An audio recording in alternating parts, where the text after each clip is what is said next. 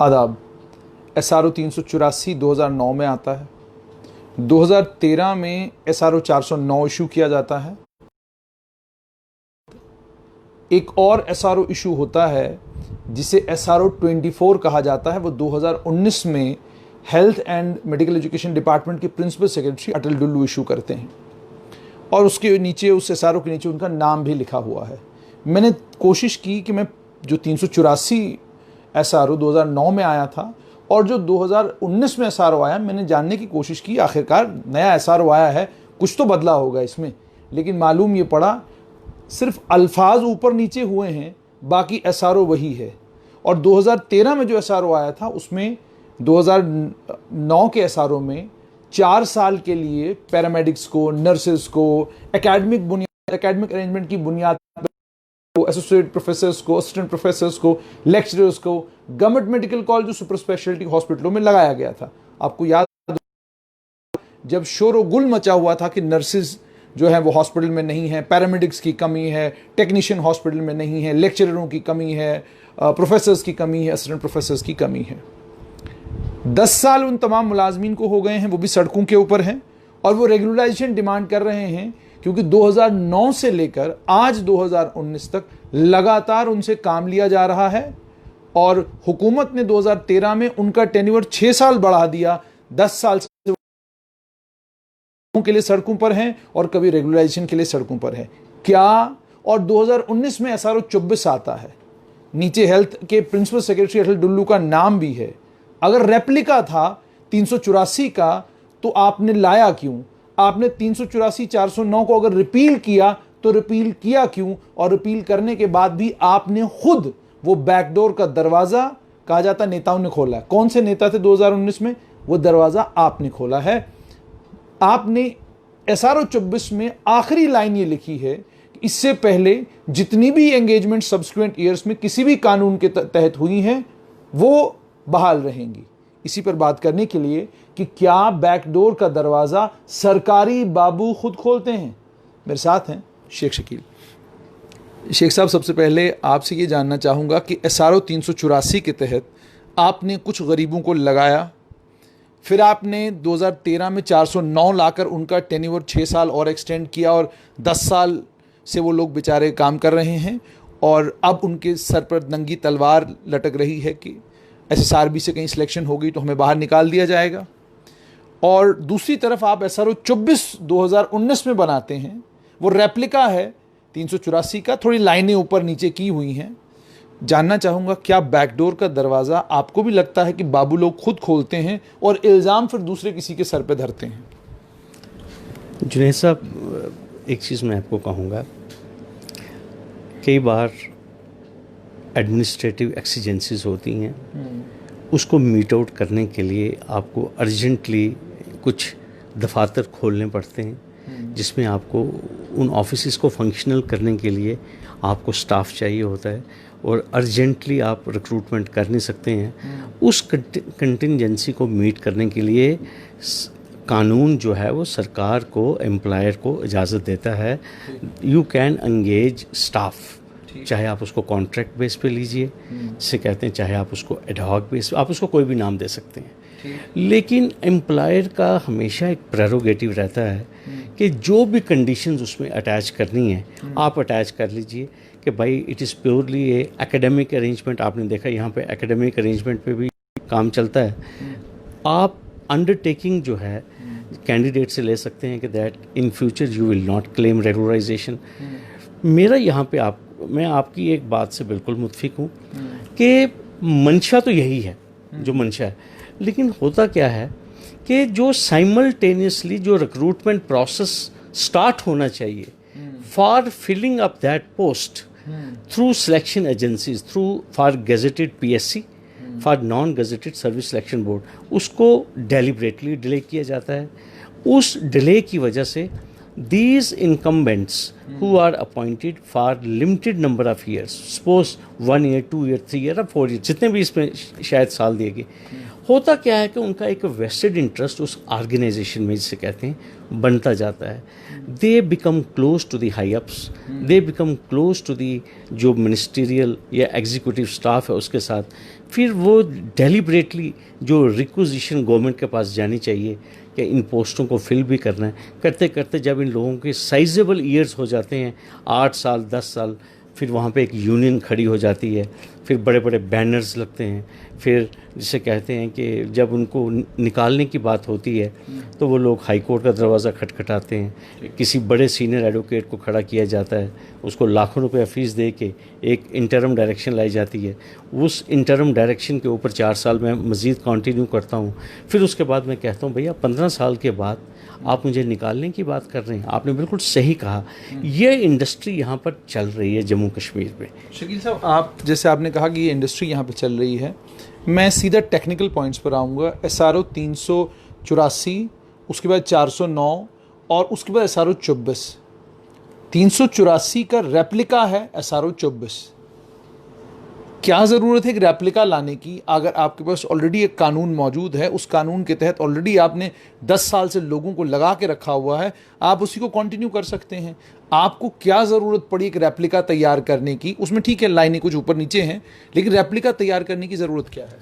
मुझे लगता है जुनैद साहब, जो सब्सिक्वेंट डेवलपमेंट हुई है, we got new medical college, 5 new medical colleges.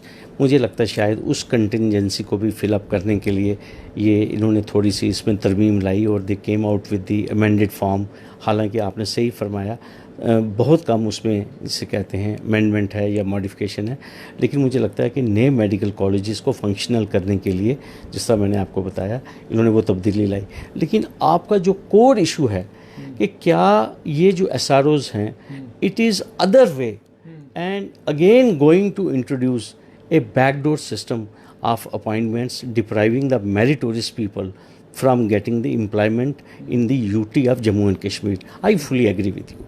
देखिए, मैं आपको एक चीज़ कहूँगा, एक सिमिलर सिचुएशन के ऊपर मैं आपको यहाँ पे जस्ट फॉर दी जानकारी आप जो लोग इस प्रोग्राम को देखेंगे, हमारे यहाँ एक बड़ी path breaking judgement medical college Jammu से निकली, doctor Narendra Mohan versus JNK public service commission.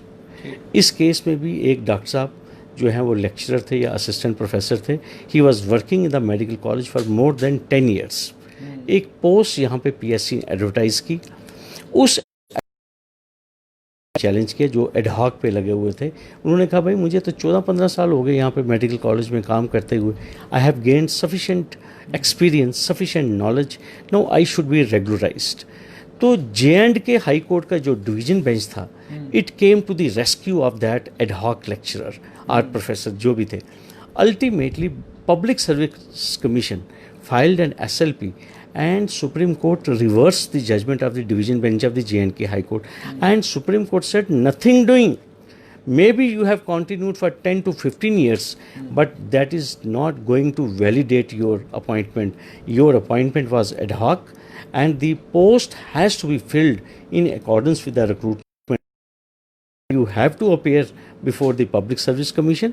If you qualify, you will be in. Otherwise, you have to make room for the candidate who is selected. And Supreme Court said, if you have got overaged, the PSC will consider, the government will consider the relaxation of the age. But Supreme Court declined regularization, and Supreme Court laid emphasis that this post has to be filled through a direct mode, and the process initiated through advertisement, it has to be carried forward.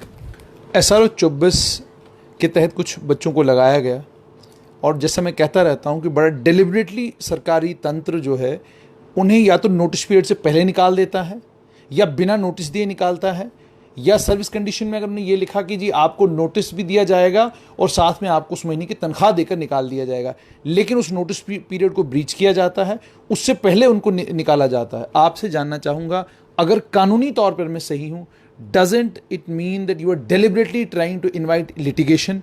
क्या इसी से litigation होगी और उसके बाद ये सारा process आपका जो है वो कोर्ट में स्टे हो जाएगा?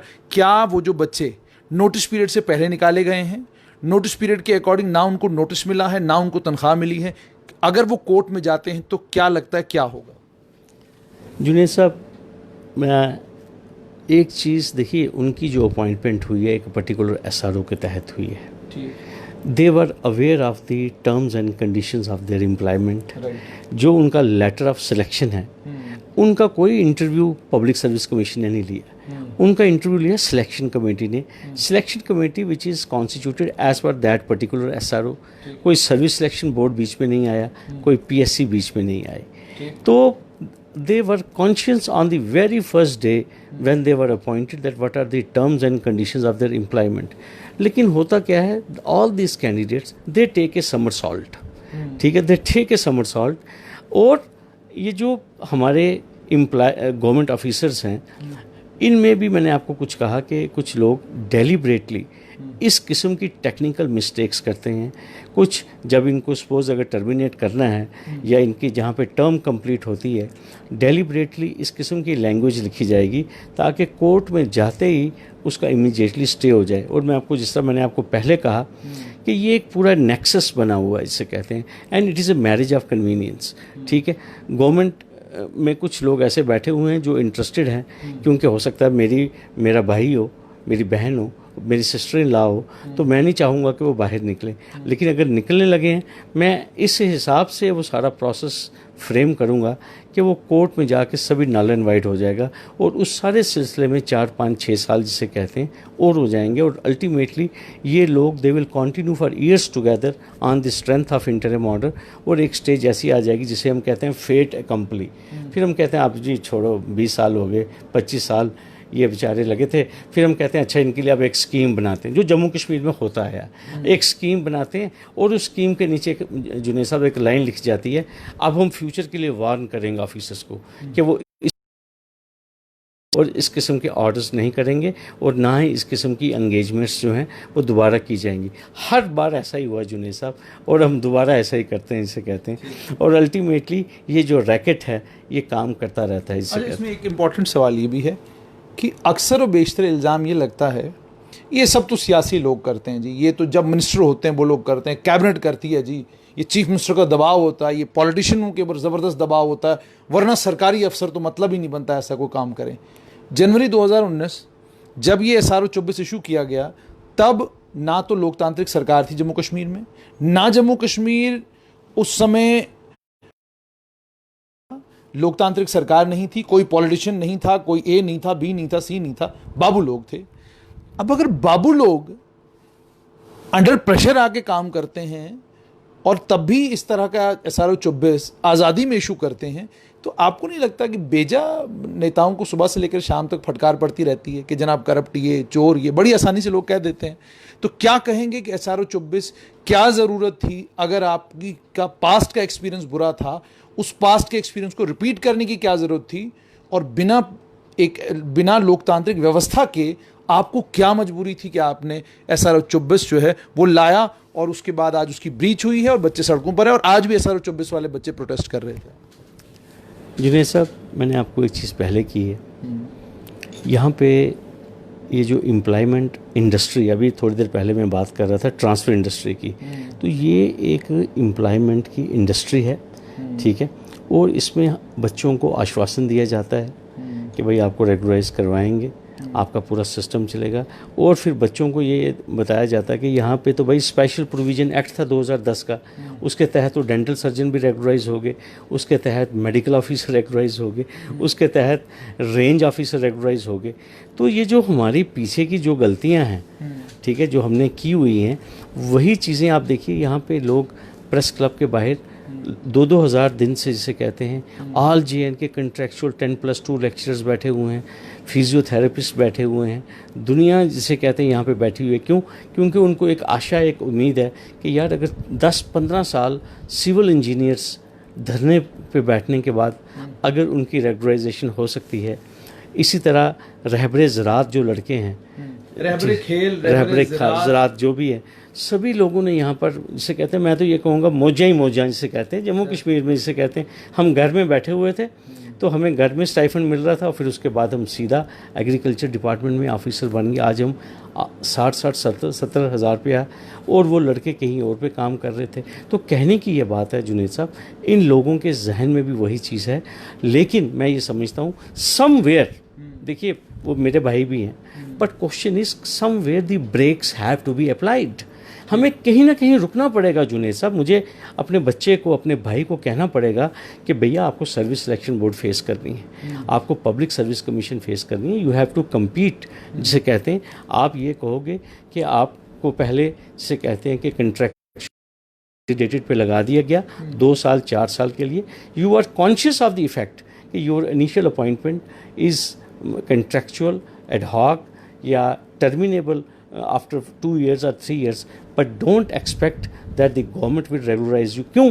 क्योंकि हमारे बहुत सारे बच्चे, लाखों की तादाद में बच्चे जो इंतज़ार कर रहे हैं कि कब ये वैकेंसीज एडवर्टाइज होंगी और we will also apply and appear in the competitive examination and we will get the job on merits। मुझे लगता है the time has come, let us now resolve कि ये जितनी भी इंडस्ट्री है ये इंडस्ट्री क्लोज की जाए और एक मेरिट की इंडस्ट्री जो है वो शुरू हो। बहुत बहुत शुक्रिया।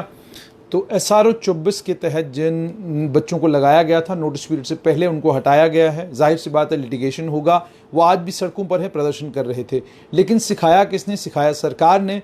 आपने 384 लाया, आपने 384 में पहले 4 साल के लिए लोगों को लगाया, फिर उन्हीं लोगों को कहा 6 साल आप और कंटिन्यू करिए। आपने PSC से रिक्रूटमेंट क्यों नहीं होने दी, इस सवाल का जवाब आपको देना होगा। आपने SSRB में पोस्टें रेफर की, वो क्यों पड़ी रही वहाँ पर, और एक लंबे अरसे के बाद अब जाकर वहाँ क्यों सिलेक्शन होनी शुरू हो गई है। और सबसे बड़ी बात ये कि वो तमाम नौजवान जो इस रिक्रूटमेंट का हिस्सा बनने वाले हैं, सिस्टम पर यकीन करना सीखिए। आप लोग सिस्टम पर यकीन नहीं करते और लिटिगेशंस में चले जाते हैं। नतीजा उन लिटिगेशंस का निकलता है कि उम्रें ख़त्म हो जाती हैं। जब वो एग्ज़ाम होता है तब आप उस एग्ज़ाम के लिए इनएलिजिबल हो जाते हैं, फिर सरकार से रिलैक्सेशन मांगते हैं और रिलैक्सेशन की बुनियाद पर आप एग्ज़ाम में पार्टिसिपेट तो करते हैं, लेकिन वो नया बच्चा जो बिल्कुल फ्रेश पढ़ा लिखा होता है वो आपकी जो आपका हक होता है वो आपका हक खा जाता है। इसलिए इस रिक्रूटमेंट के प्रोसेस में सभी को मिलकर एक साथ आगे बढ़ना होगा, वरना ये रिक्रूटमेंट भी लटक जाएगी और पब्लिक सर्विस कमीशन भी ठीक तरीके से काम नहीं कर पाएगा। दीजिए इजाज़त, आदाब।